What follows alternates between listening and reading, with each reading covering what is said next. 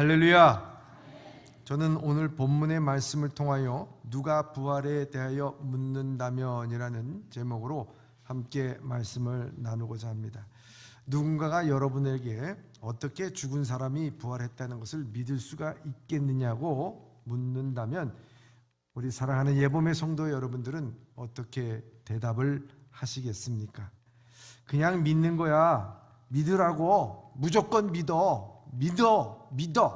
여러분, 그냥 믿는다고 우긴다고 부활이 믿어질까요? 맹목적인 믿음은 오히려 사람들에게 비웃음거리가 될 뿐이라 말합니다. 부활은 결코 맹목적인 믿음이 아닙니다. 오늘 본문의 말씀에 사도 바울은 아덴에서 전도할 때에 사람들에게 말합니다. 이 그리스 아테네는 철학의 도시였습니다. 이성과 사고가 발달한 지역이었습니다. 철학적 이성적인 사람들에게 부활의 복음을 전하며 그는 사도행전 17장 31절에 이렇게 말씀하고 있습니다. 시작. 이는 정하신 사람으로 하여금 천하를 공의로 심판할 날을 작정하시고 이에 그를 죽은 자 가운데서 다시 살리신 것으로 모든 사람에게 믿을 만한 증거를 주셨음이니라 하니라. 아멘. 부활에 관해서 우리가 봤다라는 말이 아니라 정확하게 뭐라고 말씀하냐면 모든 사람들에게 믿을 만한 증거를 주셨다 이렇게 말씀하고 있습니다. 헬라 사람이나 히브리 사람이나 남자나 여자나 흑인이나 백인이나 할 것 없이 모든 사람들에게 부활에 관한 증거를 주셨다고 말씀하고 있습니다. 이는 또한 부활은 하나님께서 공의로 세상을 심판하신다는 증거가 된다는 뜻이다 말이에요. 억울하게 세상을 떠난 사람들, 그것이 끝난 것이 아니라 공의로 심판하신다, 분명히 말씀하고 있습니다.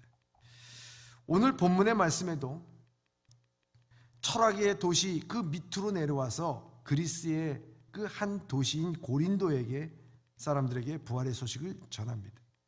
아테네는 철학의 도시였다고 하면 이 고린도는 문화의 도시라 말할 수가 있습니다. 종교, 철학, 음악, 패션, 성문화, 이방 문화까지 총 들어서 거기는 문화가 다 혼재해 있는 멜팅 팟, 들끓는 팥이라고 할 정도로 사회가 부글부글 끓고 있었던 것입니다.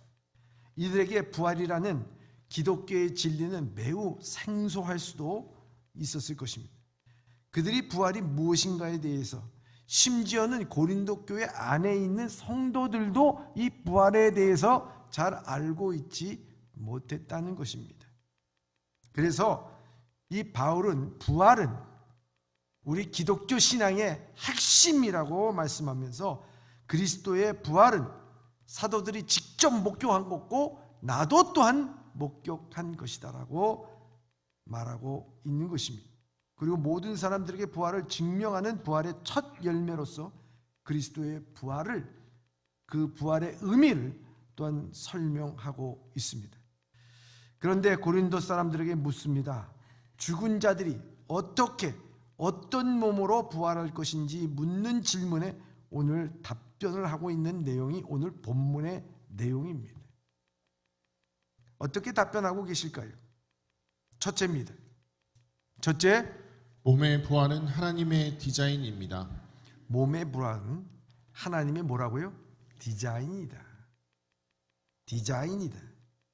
그것을 자연의 이치를 통해서도 알 수 있다고 바울은 말합니다. 세상에서 상품을 디자인할 때 아름다운 것도 좋고 멋있는 것도 좋고 다 좋습니다만은 그 디자인을 만들 때는요, 어떻게 편리하게 쓸 것인가 라고 하는 것이 그 디자이너의 생각이고, 또한 그 디자인을 해서 만들 때의 그 목적은 어떻게 하면 돈을 많이 이걸 통해서 벌 것인가 하는 것이 디자인의 목적이에요. 그리고 하나님께서 오늘 우리를 디자인했대요. 부활을 디자인했다는 것이 그 목적이 무엇이겠는가 하는 것입니다. 고린도서 15장 36절에 오늘 이렇게 말씀합니다. 시작. 어리석은 자여 내가 뿌리는 씨가 죽지 않으면 살아나지 못하겠고 내가 뿌린 씨가 죽지 않으면 살아나지 못한다는 말씀을 하고 있습니다. 매우 일상적인 농사의 예를 들어 부활을 설명해주고 있는 것입니다. 농부가 씨를 뿌리는데 그 씨가 땅에 들어가서 썩지 아니하면, 죽지 아니하면 알맹이 그대로 있다는 거죠. 그런데 그 알맹이가 땅에 떨어져 죽으면서 그 안에 하나님께서 디자인해 놓으신 그 형질의 모든 정보를 담고 있다가 거기에 씨앗이 싹이 트고 자라남으로 말미암아 하나님께서 원래 디자인했던 그 모습대로 모든 것이 만들어져 간다는 것을 우리에게 이 바울은 말하고 있는 것입니다. 씨지만 그 안에는 하나님께서 디자인한 게 있다는 거예요.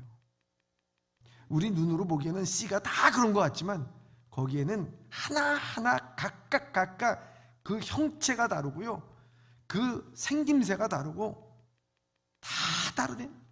그 모든 것을 하나님은 디자인하셨다, 이 말씀을 하고 있는 것입니다. 식물만 그런 것이 아니라 이 동물에게도 해당된다는 거예요. 짐승, 또 새, 물고기 각각 다 다르지 않습니까? 똑같은 것이 없어요. 사람의 육체도 마찬가지라고 하는 것입니다. 하나님께서 다 다르게 디자인해 놓으십니다. 제 얼굴 세상에 하나밖에 없는 얼굴입니다. 여러분들도 마찬가지. 각기 다 다르다. 우리 모두가 다 형질이 다 다른 거예요. 성격도 달라요. 비슷한 것은 있겠지만 다 다르다고 하는 것입니다. 그것은 하나님께서 다르게 디자인하셨기 때문이라는 거예요. 이 땅의 생명에만 해당되는 이야기가 아니라 하늘에도 마찬가지라는 거예요. 고린도전서 15장 40절에서 41절 읽겠습니다. 시작. 하늘에 속한 형체도 있고 땅에 속한 형체도 있으나 하늘에 속한 것의 영광이 따로 있고 땅에 속한 것의 영광이 따로 있으니 해의 영광이 다르고 달의 영광이 다르며 별의 영광도 다른데 별과 별의 영광이 다르도다. 네, 여러분, 하늘에 속한 것, 해와 별과 달의 영광이 다 다르다는 거예요. 그리고 그 색도 달라요. 그 역할도 다 다르다는 거예요. 하나님께서 창조하셨고 그 자리에서 하나님께서 부여하신 사명을 감당하며 영광스럽게도록 만들어 주셨다는 거예요. 왜 바울은 부활의 얘기를 하면서 이와 같이 식물의 얘기를 하고 동물의 얘기를 하고 심지어 저 궁창의 해와 달과 별과 인간에 대해서 속한 것이 어떻고 저떻고 이야기를 하고 있는 것일까 하는 거예요. 그것에 대한 핵심은 그 앞절 38절에 이렇게 되어 있습니다. 38절입니다. 시작. 하나님이 그 뜻대로 그에게 형체를 주시되 각 종자에게 그 형체를 주시느니라. 아멘. 여기 분명히 하나님이 그 뜻대로 그에게 형체를 주시되 하나님의 목적대로 하나님의 뜻대로 그에게 디자인을 해 주시되 이렇게 되어 있습니다.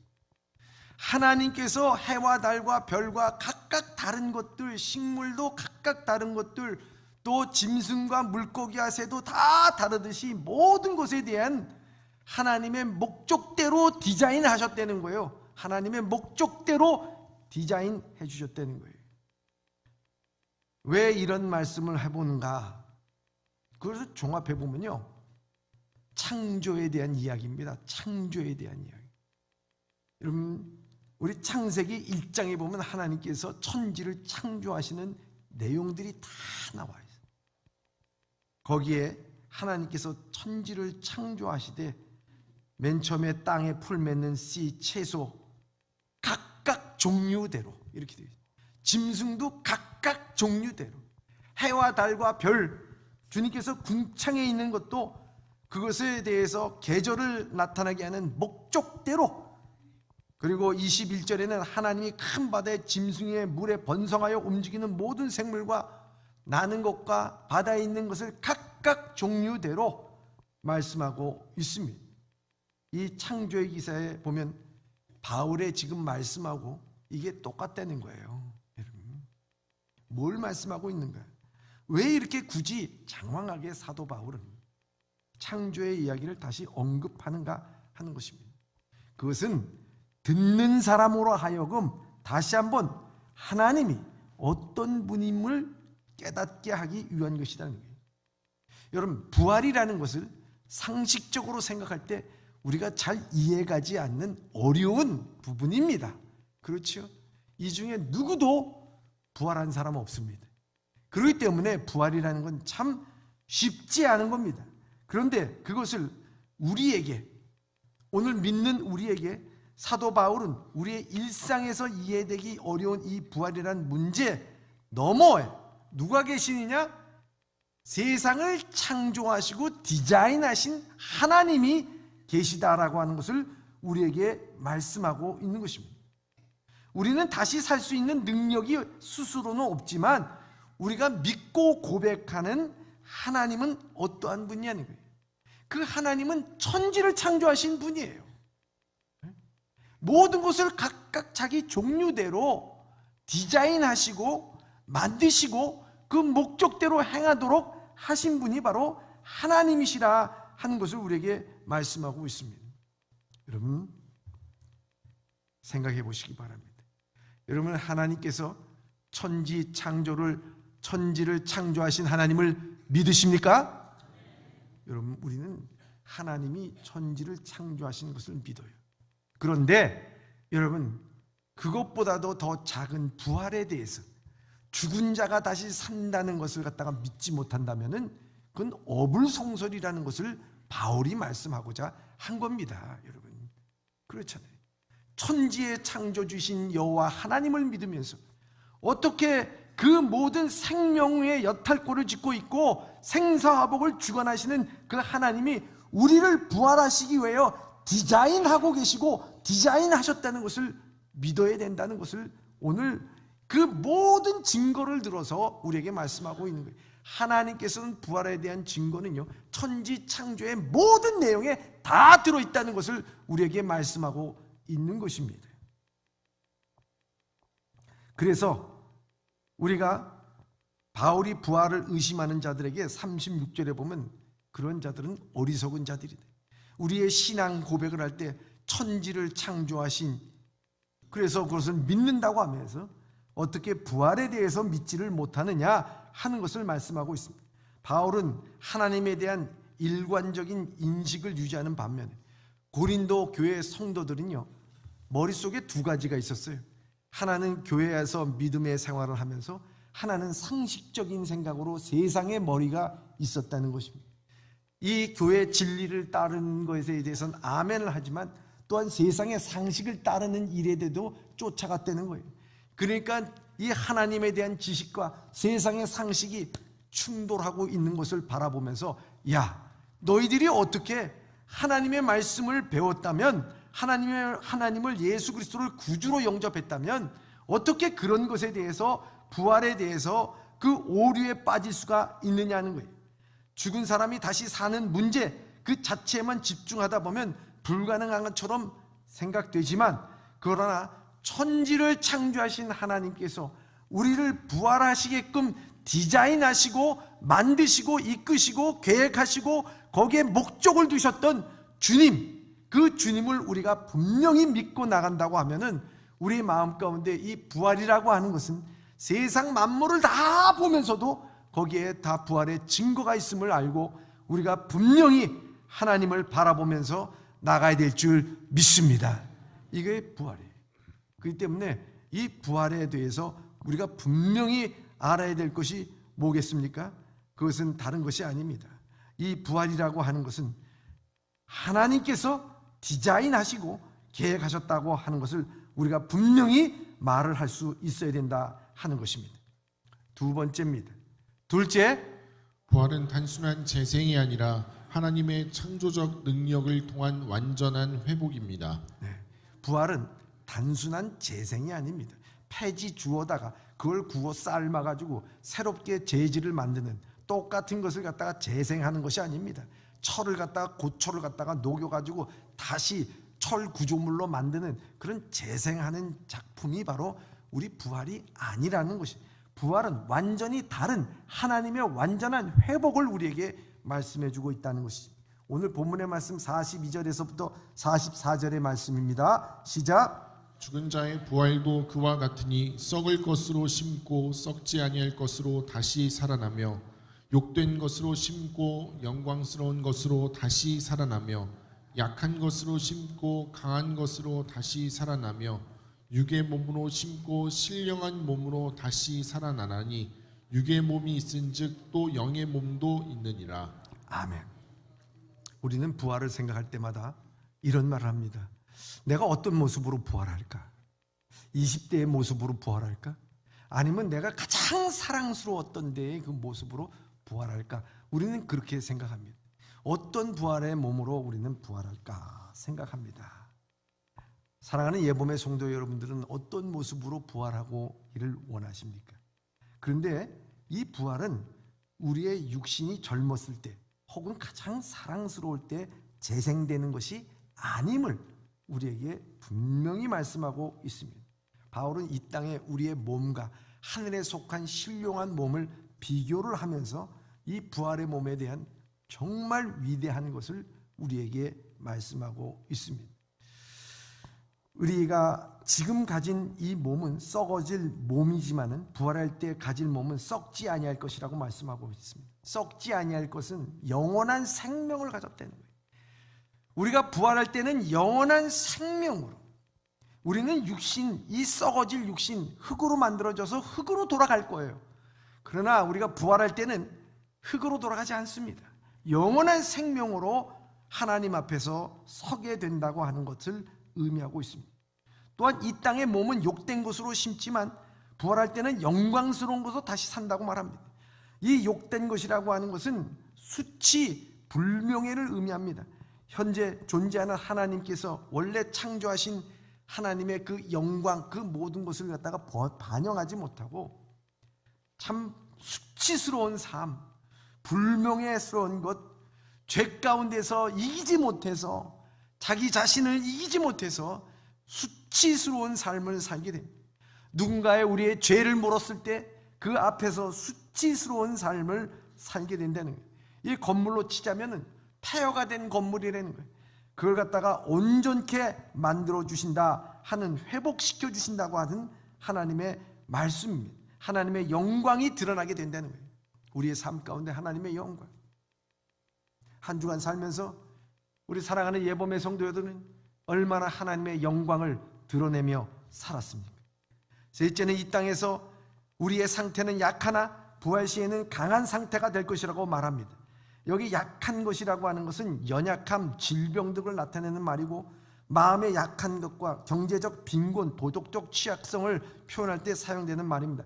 한마디로 얘기해서 오늘날 이 땅에 살아가는 것은 우리 질병에 취약합니다. 우리가 아픕니다. 괴롭습니다. 우리가 유전적인 잘못된 것을 받아서 우리는 한평생 고생하기도 합니다. 마음의 상처도 받고 힘들어하면서 그 마음으로 괴로워하기도 합니다.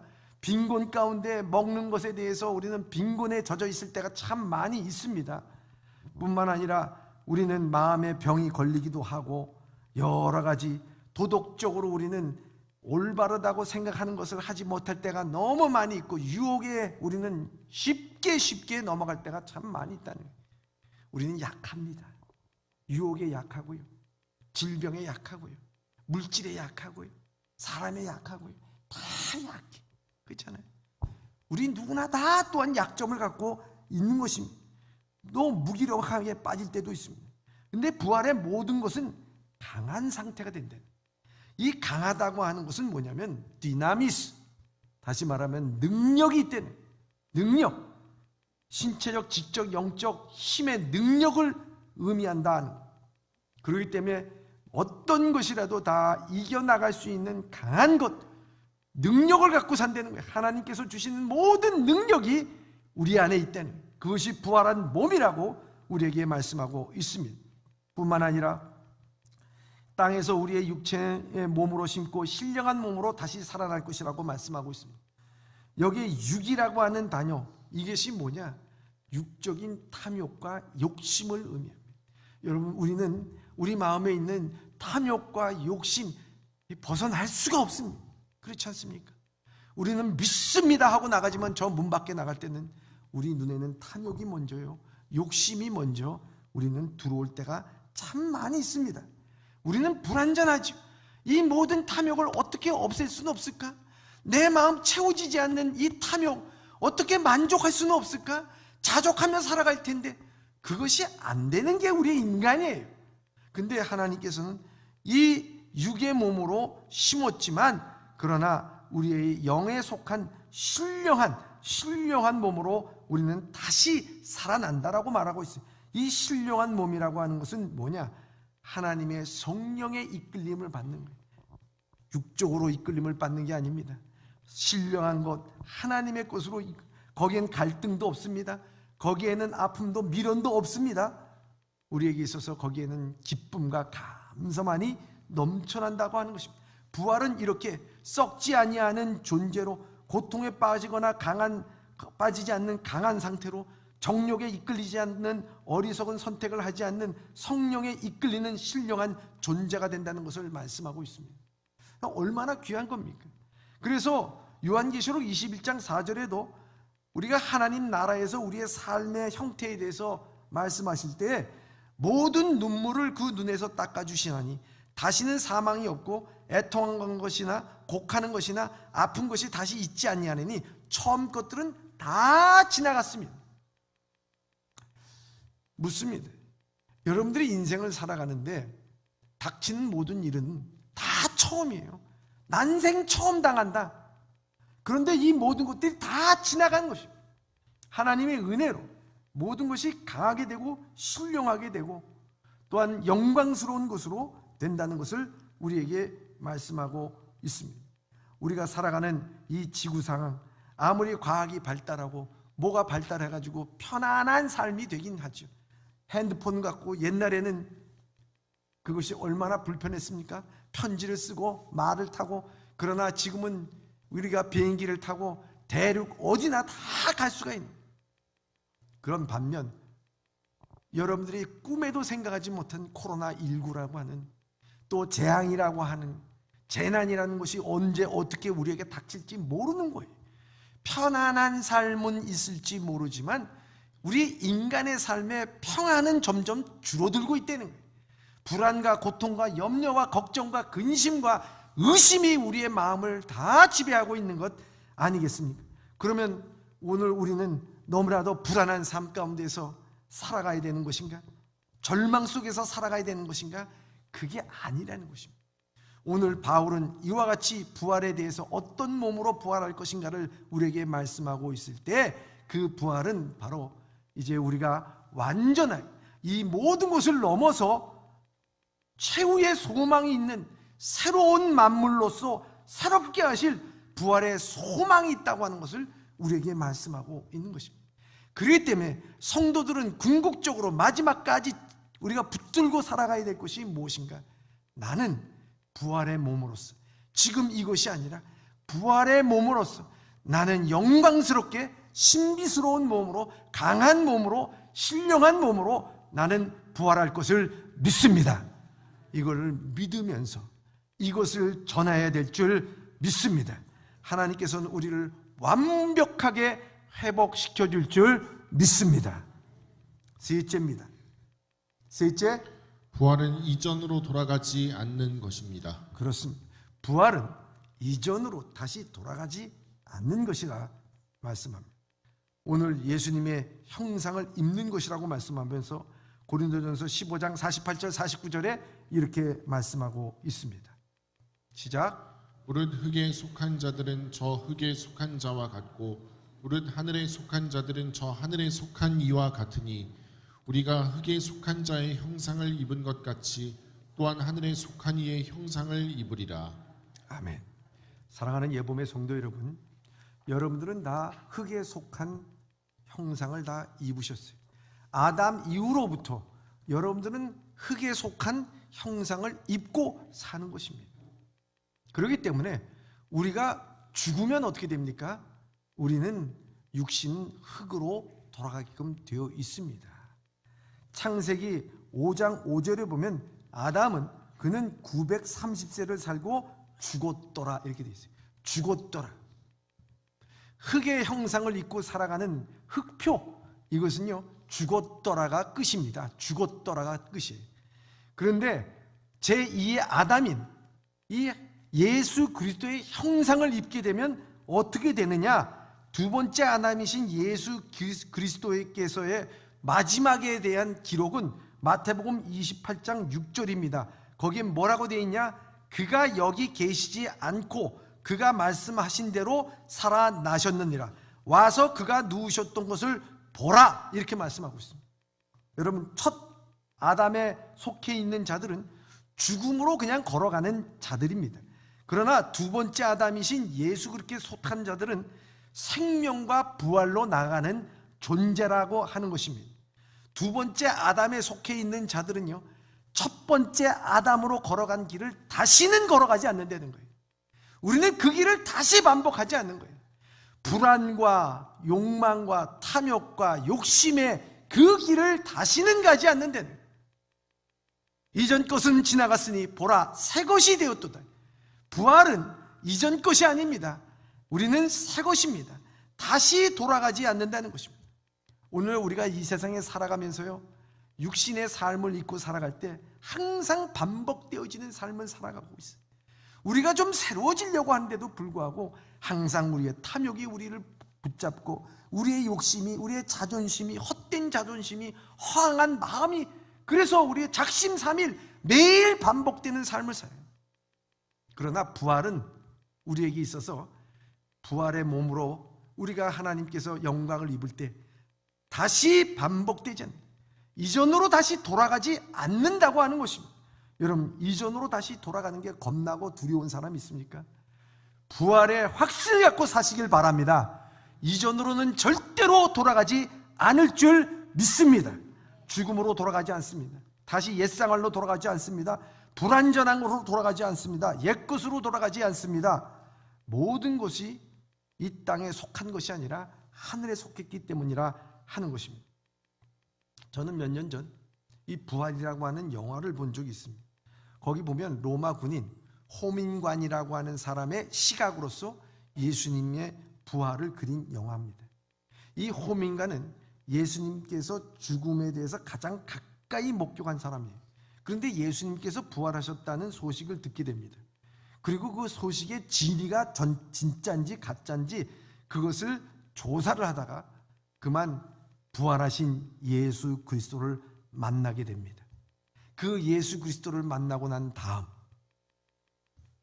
이 호민가는 그 영화 마지막 장면에 이렇게 얘기합니다. 예수가 죽었다가 부활했다는 소문이 사실입니까?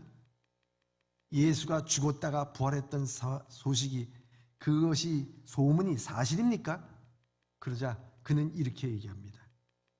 분명한 사실은 나는 이제 예전의 나로 돌아갈 수 없다는 것입니다. 분명한 사실은 나는 이전의 나로 돌아갈 수가 없다는 것입니다. 부활하신 예수 그리스도를 만난 다음에는 나는 예전의 삶으로 돌아갈 수가 없습니다. 생명 되신 예수 그리스도, 영원한 생명 되신 예수 그리스도, 나도 부활할 예수 그리스도의 그 모습을 볼 때 나는 이전의 삶으로 다시는 돌아갈 수 없습니다라고 하는 고백을 하게 되는 것입니다. 그렇다면 사랑하는 예봄의 성도 여러분, 부활하신 주님을 믿는 여러분들은 어떻습니까? 여러분들이 분명히 여러분들 마음 가운데 예전으로 다시 돌아가는 삶이 아닙니다. 부활하신 주님을 만났다면 우리는 예전의 삶으로 돌아가지 말아야 된다고 하는 것입니다. 소망 되신 주님을 붙잡고 살아가야 됩니다. 부활은 재생이 아니라고 하는 것입니다. 그리스도의 완전한 형상의 회복이라고 하는 것입니다. 거기에 소망을 가져야 된다는 거예요. 하나님께서 나를 디자인하셨던 것처럼 부활도 디자인하셨다고 하는 것을 믿고 나가야 될 줄 믿습니다. 미국의 정치가 중에서 참 새롭게 회개하면서 본 어게인이라고 하는 그 책을 쓴 찰스 콜슨이라고 하는 분이 계세요. 이분이 어떤 사람이었느냐? 닉슨의 법률 고문관이었어요. 이 사람이 어떤 사람이냐면 유대인으로서 머리가 굉장히 비상한 사람입니다. 그리고 탐욕이 많은 사람이었어요. 그리고 아주 유능한 사람이었어요. 변호사니까 그렇겠죠. 그런데 이 사람이 심지어는 신문에 난 게 뭐냐면 저 사람은 어머니 할머니의 시체를 받고서라도 자기가 원하고자 하는 답을 만들어내는 사람이다. 이런 정도로 그런 말을 듣던 사람이에요. 그 사람이 이 닉슨의 그 보좌관으로 있었을 때 그 부정한 일을 저지르고 궁지에 몰렸을 때 이 콜슨은 몇몇 사람들과 함께 온갖 방법을 다 동원하여 그 거짓말을 도청을 갖다가 한 것을 은폐하려고 모든 것을 완벽하게 다 시나리오를 짜고 다 디자인을 했습니다. 다 디자인을 했는데요. 그 디자인이 그것이 무슨 한 달 가지도 않았어요. 1년 가지도 않았어요. 18일 만에 그 모든 디자인은 다 수포로 돌아가고 다 밝혀졌어요. 왜 그랬을까 하는 것입니다. 중요한 것 사실 한 가지는 아무리 정교했지만 그것은 진실이 아니기 때문에, 진리가 아니고 거짓말이었기 때문에 다 드러날 수밖에 없었다고 하는 것을 말하고 있습니다. 그래서 그는 감옥 속에서 예수 그리스도를 만나서 거기서 그는 본 어게인을 합니다. 다시 태어납니다. 그리고 복음을 전하는 자가 되고 자기의 모든 것을 회개하고 나가게 되면서 진리는 숨길 수가 없다.